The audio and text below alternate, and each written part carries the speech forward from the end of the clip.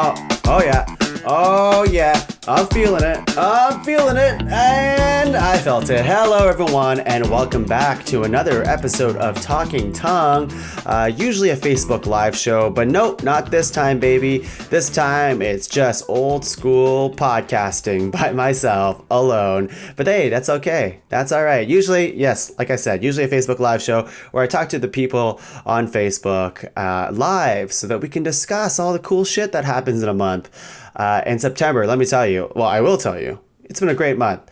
But unfortunately, it's not a live show today or for this episode because it's just been really busy. It's just been really busy. I just came back from Toronto a few hours ago. I'm literally making some mashed potatoes for dinner right now while the episode's going. So I got to check on those potatoes at some point. And it just wasn't enough time to actually put a live show together. But hey, I didn't not want to do an episode. Here we are, baby. We are here to talk about the month of September.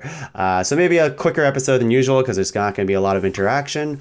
And it's really hard to bounce off yourself. It's really hard to bounce off yourself in episodes, you know? I can't be like, hey, Tung, how's it going? I'd be like, it's going good. You already know. You're me. So, of course you know. This conversation's over. Guys, we have some very exciting topics to discuss. I, as usual, do a sloppy job of just, not sloppy. I should give myself more credit than that.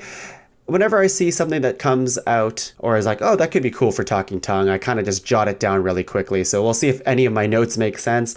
I'm starting off with WoW Classic, which seems like ages ago. I feel like that came at the tail end of last month. But the World of Warcraft infested my life for a good 30 hours, which is way more than I thought it would. But I canceled my subscription, so I'm already free from its tyrant grasp on me. Borderlands 3 came out. I've been playing that. Pretty good game. That's not one of the topics. I could speak forever about Borderlands 3 in this game, but I like it a lot, but it's just riddled with so many technical issues, and it's more Borderlands, so I love it, and they also didn't change like anything, so it's still good.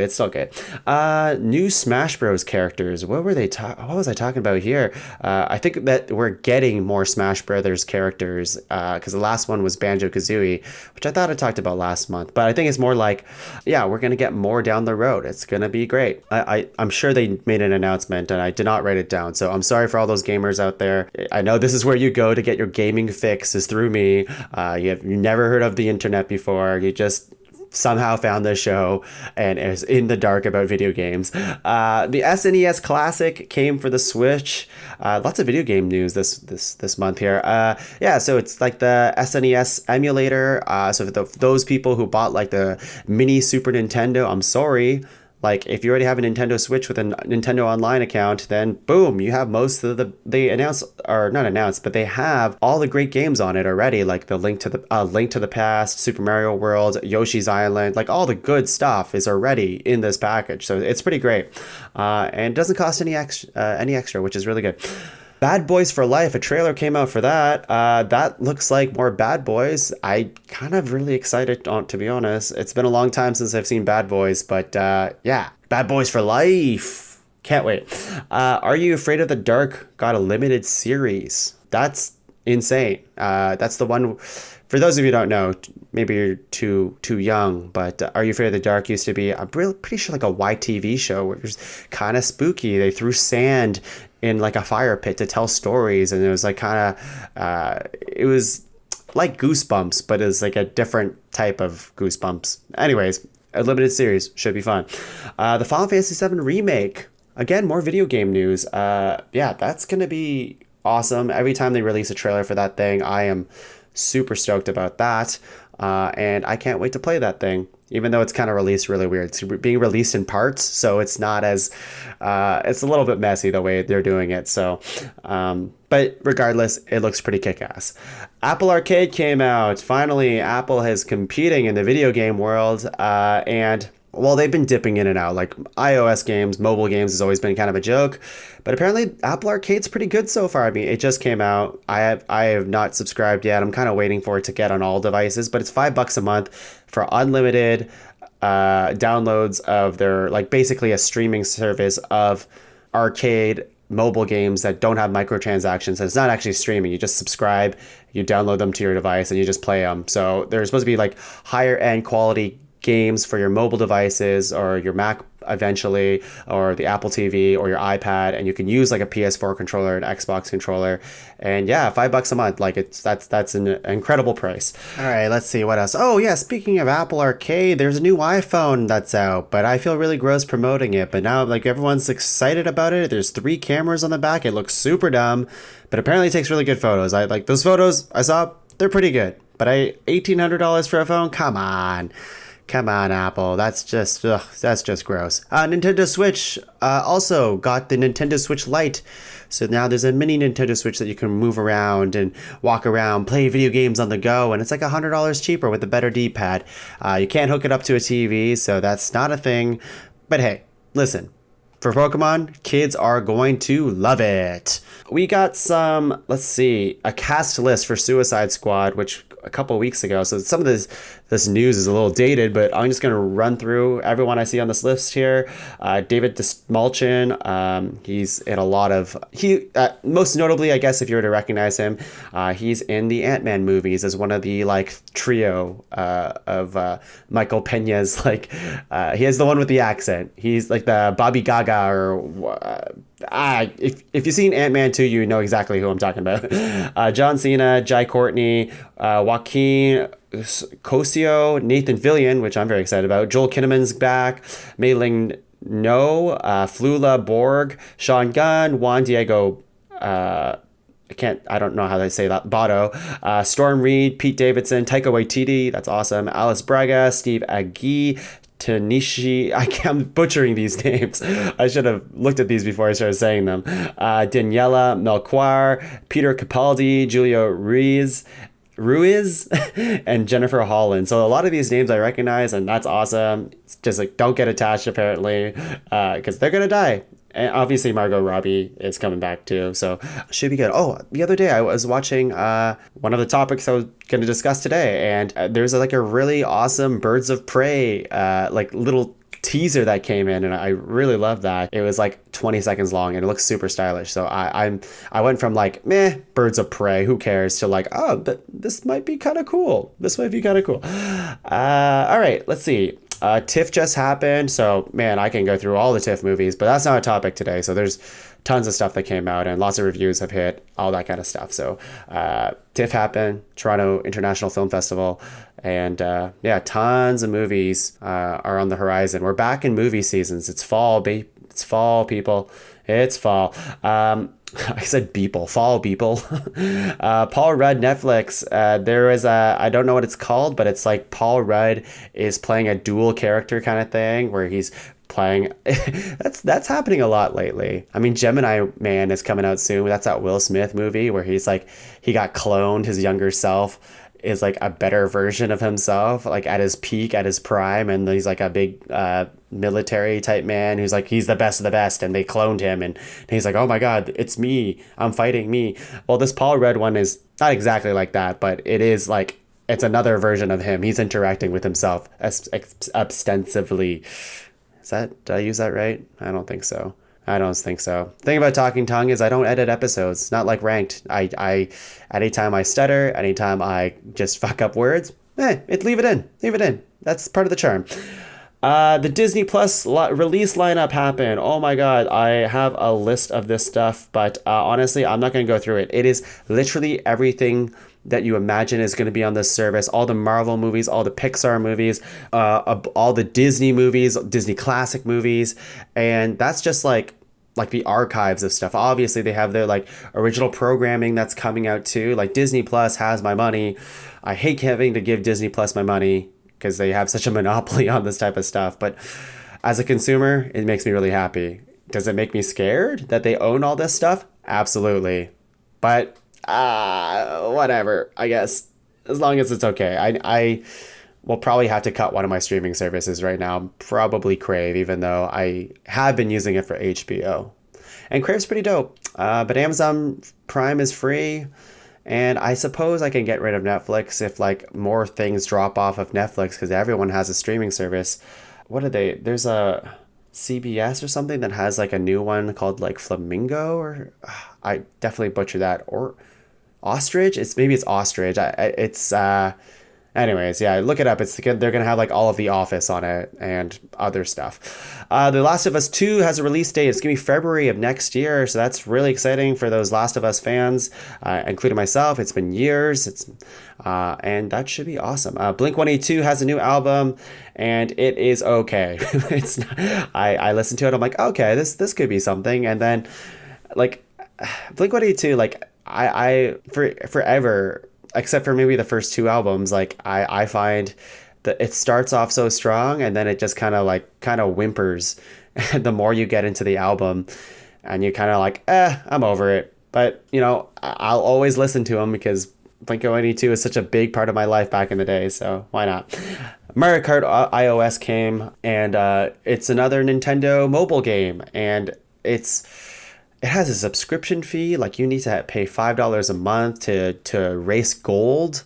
Like this, there's like a gold subscription you can get, $5 a month, and that allows you to do 200cc and unlock like cosmetics for your cars and maybe extra characters and stuff like that. It seems like a waste of money, but otherwise it's a free app that you can download, and it's really hard to control. I don't like it very much. Other people do apparently, but I think if I'm gonna play Mario Kart on the go, I might as well just bring my Switch, Uncut Gems, there's a trailer for that. That's that Adam Sandler joint. It looks like he's playing like a much more serious role, so that could be something.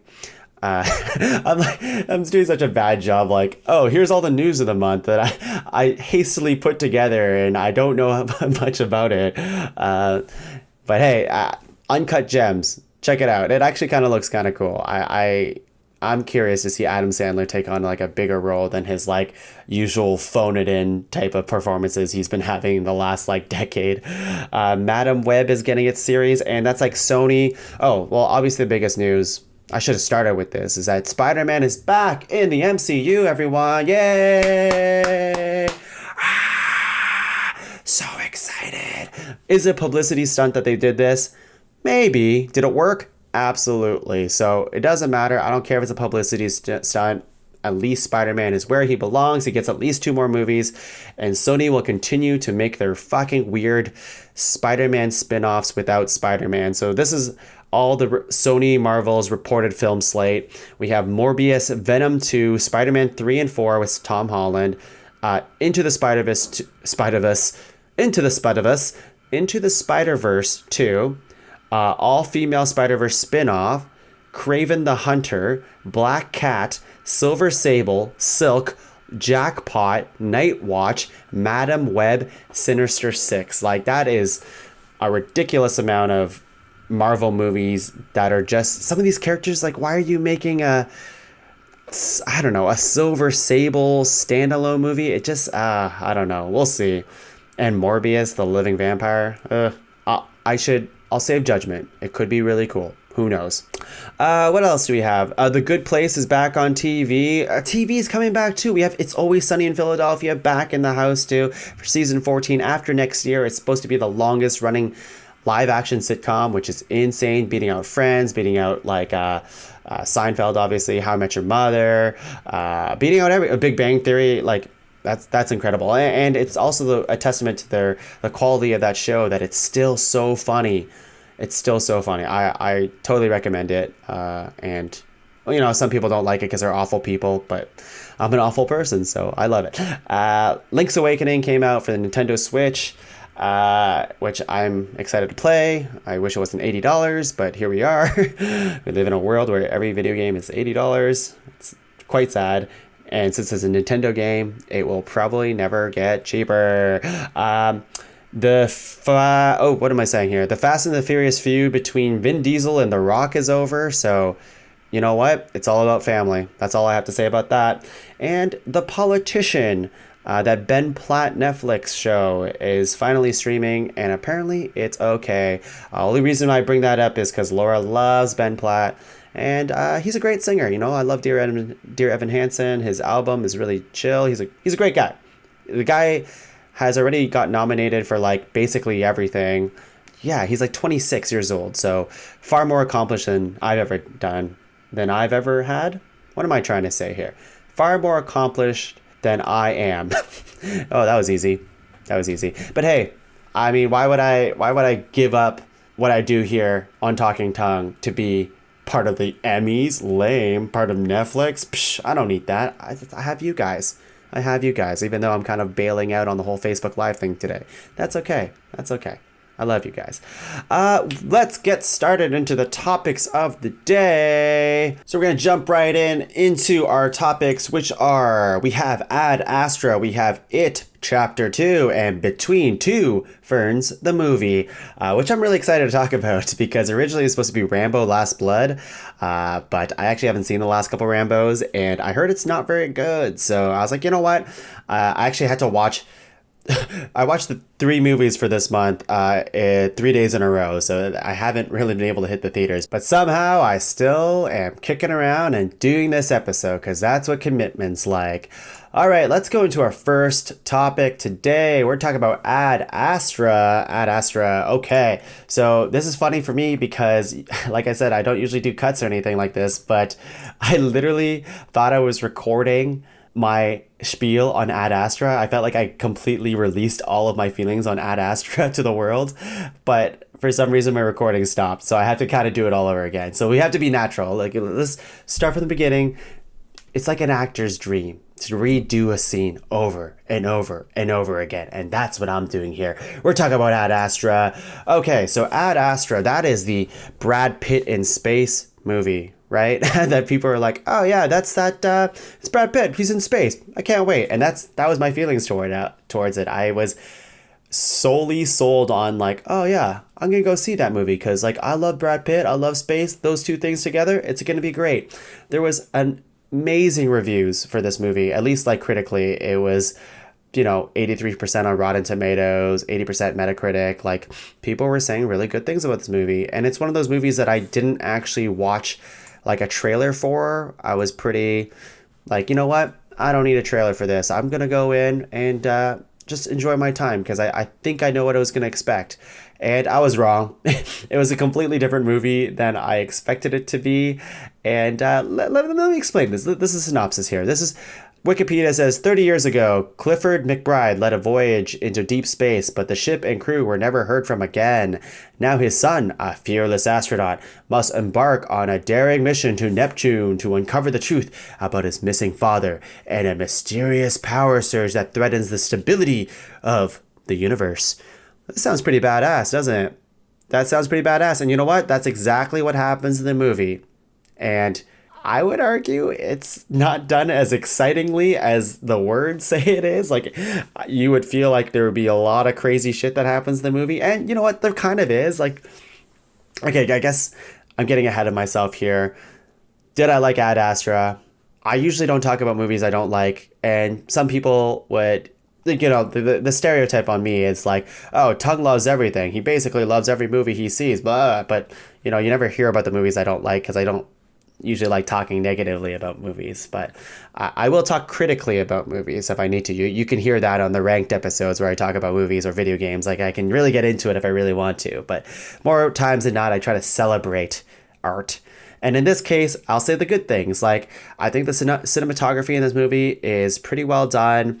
Like, there's some amazing and really cool shots in the movie. The music is kind of like like a really like tension building, orchestrated, and just like lots of like slow music, but it's all like epic type music that's going on, somewhat like Hans Zimmer, but it's always going, and there's always like a mystery sound around the movie, which is very intentional for sure. It definitely builds the mood of the movie.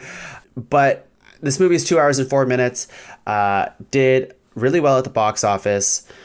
And I would say it felt like a 3-hour movie to me. Like, usually at a movie theater, even if I'm tired, I can stay awake for a movie. But for this one, like, I was just counting the minutes for it to be over. Because not that it's a bad movie per se, it's just not, maybe I wasn't in the right mindset for this type of movie. I was expecting a little bit more action or a little bit more excitement in the movie, but the movie is very deliberately slow paced. There is some like cool set pieces in the movie, like at the very beginning of the movie, Brad Pitt's basically falling from just the outer rim of Earth, like in space, all the way to the ground. Like he somehow makes it and survives, and it's a really thrilling moment. But tonally, this movie's all over the place. Like when that happened, I'm like, okay, we're gonna get a lot of like Gravity type of Sandra Bullock's Gravity movie, where it was just like kind of like space action all the time, and like some slower moments, but like it's just shit going wrong all the time. But no, the movie kind of shifted towards like another type of. I thought it was going to be like an animal experiment type of movie, because they show, spoilers, I guess, like a chimp in space that's kind of going crazy, and there was like almost a horror element to it, like the horrors of space. But that was also not the tone of the movie. Like it just kept jumping all over the place, and I couldn't really nail it down. Like what it comes down to is the movie is really about focused on Brad Pitt's character, Roy, who has a lot of daddy issues. Tommy Lee Jones is like the best astronaut that has ever lived, and he's just trying to. He didn't even know his dad was alive, and now he does. That's not spoilers. That's revealed very, very early on, and it's just a lot of the movie is internal monologues of what Brad Pitt's character is thinking, and it's really philosophical. It gets really up its own ass almost in the way they talk about life and the meaning of life, and how his character is just like, I'm just a screw up, I'm not good, why am I not feeling anything today, I should feel, I'm like a robot, oh, I miss my dad, oh. And I don't really mind internal monologues either. I just think that like every time they kept going back to Brad Pitt's internal monologue, I wasn't being shown anything new about his character. It's just, he has a lot of issues, and I get that. Like, we also have, I'm sorry, I'm going all over the place here, but we also have a lot of characters in the movie that seem important, but are not important at all. Or like, they're given like just a small bit of story, and you view them, and in the movie they're presented as like a very important character, but they're gone in a blip and they're never seen again. Like, we have, for example, Liv Tyler's character, who has maybe, no joke, 3 lines in the entire movie.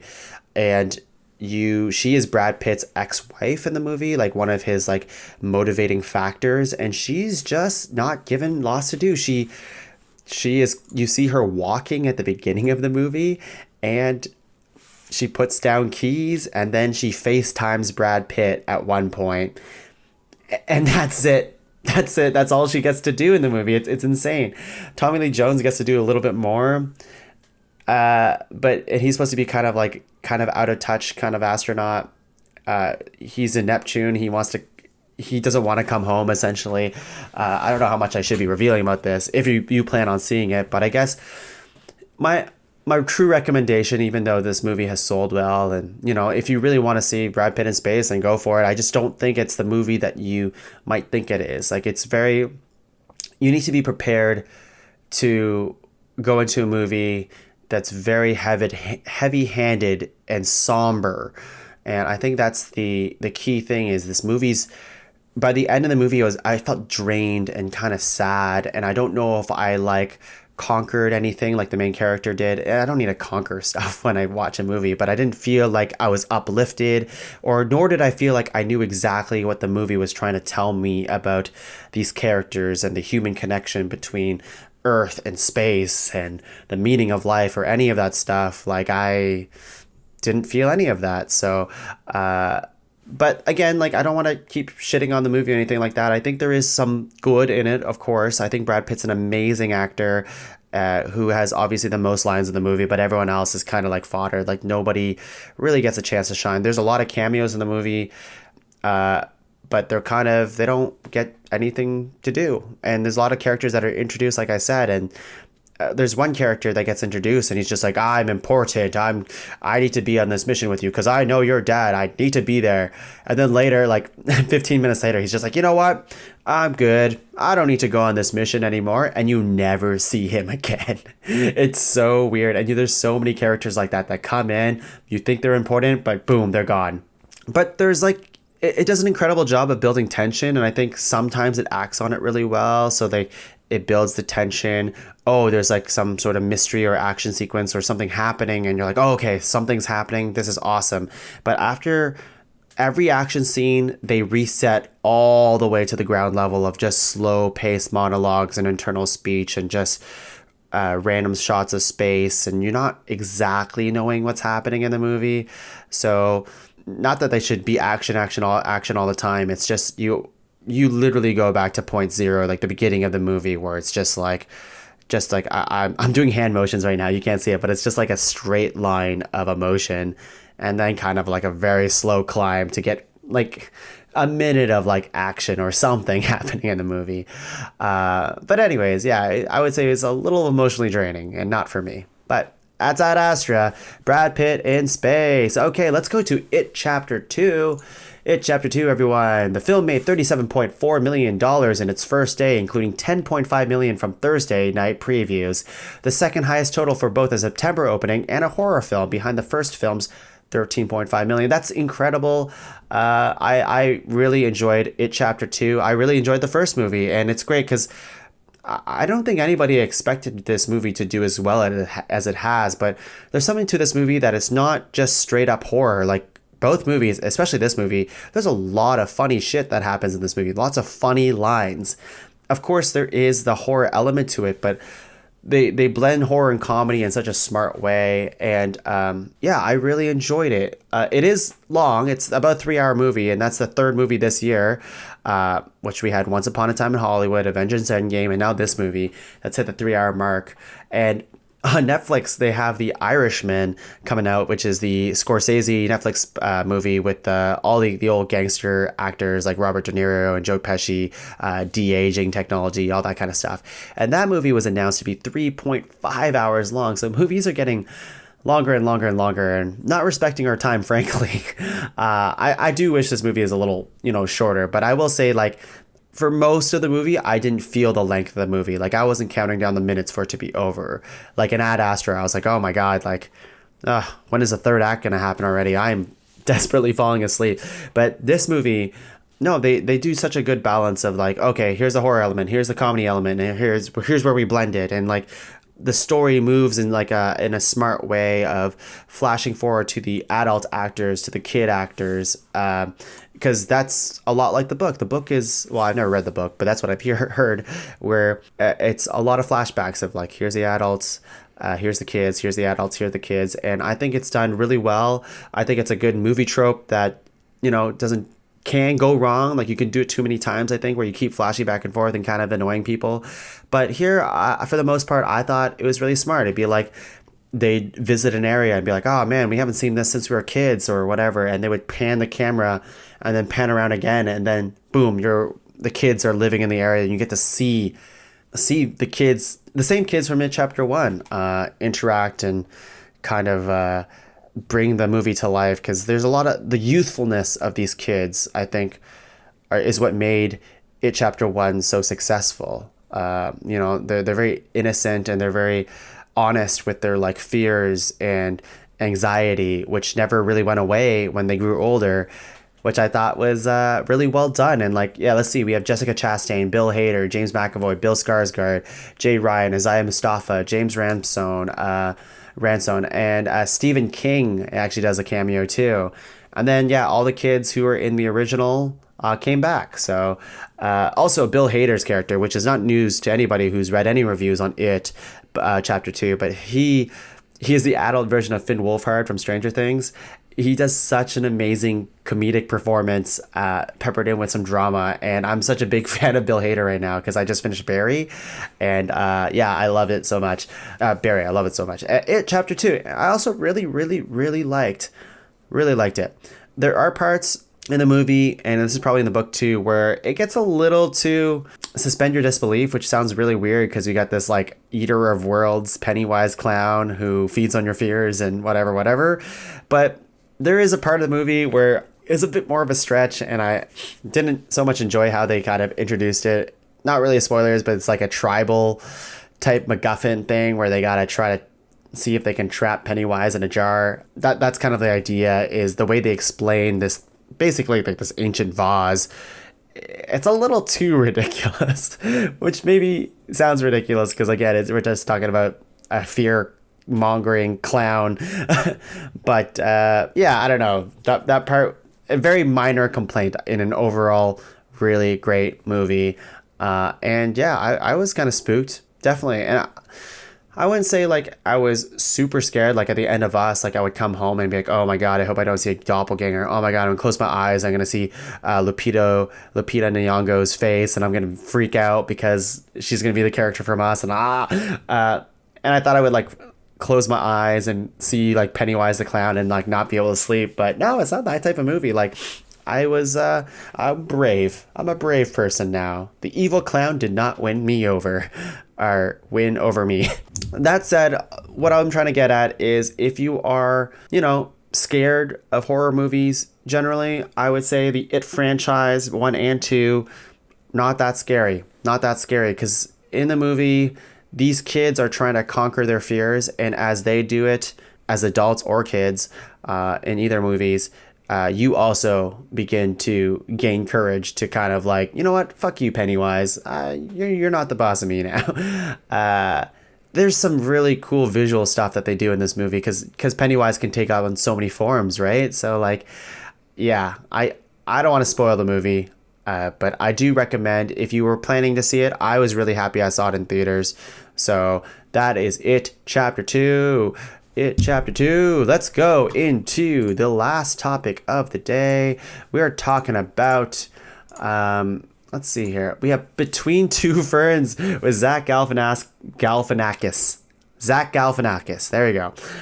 Created by Scott Aukerman and BJ Porter. Scott Aukerman, of course, host of one of my favorite podcasts, Coney Bang Bang.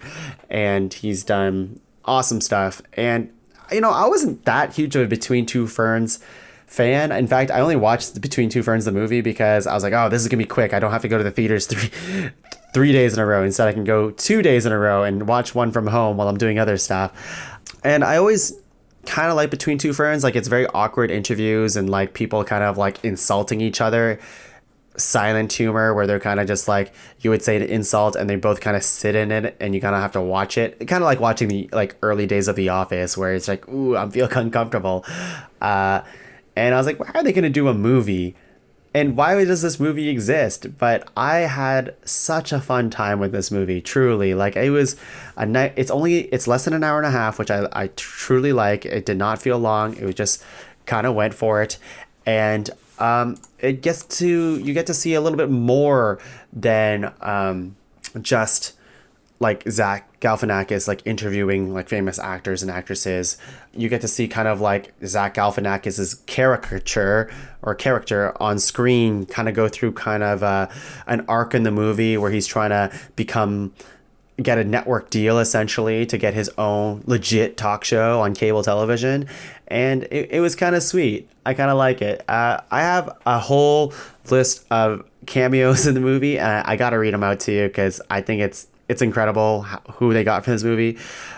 So we have Will Ferrell, we have Zach Galifianakis, of course, Keanu Reeves, Matt Besser, Chance the Rapper, Lauren Lapkus, who gets quite a bit of screen time in this movie, Rashida Jones, Adam Scott, John Cho, Jason Schwartzman, Brie Larson, David Letterman, Paul Rudd, Chrissy Teigen, John Legend, John Hamm, Haley Steinfeld, Awkwafina, Tiffany Haddish, Benedict Cumberbatch, Tessa Thompson, Peter Dinklage, Paul F. Tompkins, and I am positive, in fact, I have missed a couple people. But yeah, what an all-star cast of just guests coming in, and it's so entertaining. I mean, it's basically Hollywood kind of stroking themselves here. Basically, look what we have. But I really enjoyed it. Like, there is some extremely funny jokes that I would not be able to do justice. So I'm not going to repeat any of my favorite jokes because I can't even like remember lyrics of songs, let alone remembering quotes from movies. So I won't try. I'll just say that the movie is a lot better than I would have imagined, and it's funny. Like, if you just need to have something in the background, even, you don't actually have to watch all of it. Like, watch the interview parts because they're still really, really good. But like, it's a charming movie that I think after I watched it, I was just happy afterwards. Unlike now I'm shitting on Ad Astra for real. Unlike Ad Astra, where I just felt emotionally drained. Between Two Ferns, I was like laughing out loud in the hotel room by myself, and yeah, all the cameos are done really, really, really well. I don't know what else to say about this besides, like, I cannot believe that, Between Two Ferns is still a thing. Like, it originally is a web series, originally released in 2008. So, like, over 10 years of content from Funny or Die, no less, which I don't really watch any of it. Like, I don't really watch web series anymore, or Funny or Die. But yeah, I was surprised that they even did this movie. And you know what? Success. Like, Netflix is a perfect place to pitch this type of thing, and I think it was well done. And yeah, I'm saying the same stuff over and over again. So, really quick thoughts on Between Two Ferns. Basically, all I'm saying is it is funny. You should watch it. Yay, opinions. Yeah, well, like I said, I wasn't originally going to do Between Two Ferns, so I wasn't really trying to plant too much to talk about with it. Apparently it's a Justin Bieber. Oh, no. Oh, I'm just kind of going through some guests from the past here. Actually, yeah, let's go through them. I'm on a Wikipedia page right now. There you see apparently it's won some Emmys too for creative arts. He got nominated in 2013, 14, and 15 and won the Creative Arts Emmy Award for Outstanding Short Format Live Action Entertainment Program 2 years in a row, in 2014 and 2015. Who'd have thunk it? They've had like Michael Cera, Jimmy Kimmel, John Hamm, Natalie Portman, Bradley Cooper, Charlize Theron. Oh, we have Matthew McConaughey at the beginning of the movie, which is really funny too. Conan O'Brien, Andy Richter, Ben Stiller, Steve Carell, Sean Penn, Bruce Willis. Everybody's been in this movie. I can keep going and going, but I won't. And now I'm just kind of name dropping everybody on this page. If you want to know more, wikipedia.org. And that's the show. That's the show, ladies and gentlemen. All right, let's talk about the stuff in the future. Coming October, I'm probably going to grab a guest. I am probably going to do it live. This is just a little bit different today, but I kind of like it. When in doubt, offline episode sometimes works. A lot less work for me instead of having to live edit using OBS and, layering on effects and all that kind of jazz. But I like that. I like the live format. But in a pinch, I'll still do an episode. I do not want to miss the Talking Tongue. It's only once a month, baby. You got to get your fix. So what we have here, let's talk about video games. Because we always talk about video games. We never play them on Talking Tongue anymore, but we still talk about them. We have, let's see. We have, I'm sure, more Apple Arcade games coming out. We have Overwatch Legendary Edition for the Nintendo Switch, which is crazy that game's coming to the Nintendo Switch. We have a new Apex Legends season coming out. We have Call of Duty Modern Warfare, that reboot of Call of Duty Modern Warfare. Luigi's Mansion, Luigi's Mansion coming out, and a bunch of other stuff too. October is a little bit more dead, which is good for me because I am so behind on video games. Like, I need time to catch up, people. Like, we're in the season of every TV show is coming back. All the movies are happening, and 2019 is coming to an end. We are in fall now. It's actually super scary.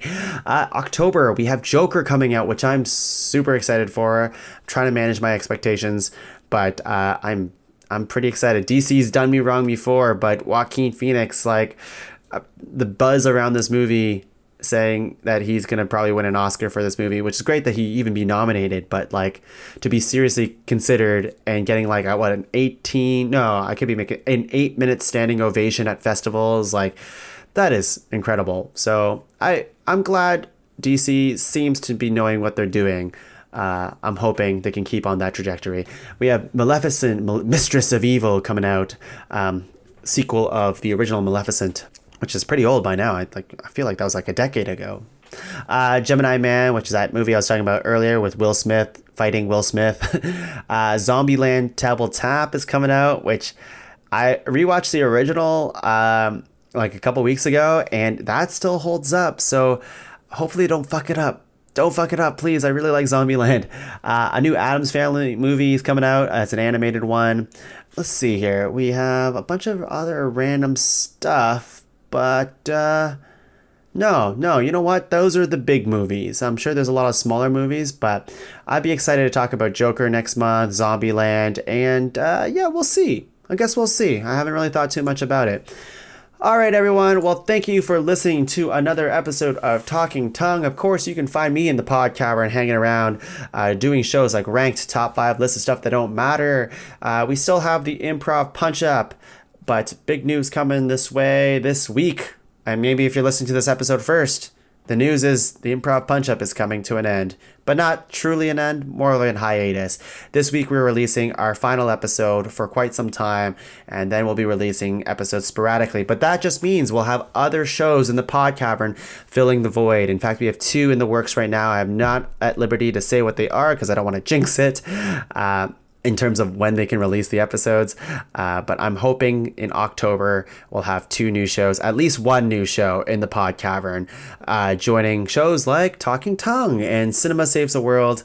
And still doing pod cavern plays whenever we can. Of course, we're doing most of that on Facebook these days because that's where the audience is, baby. That's where the audience is.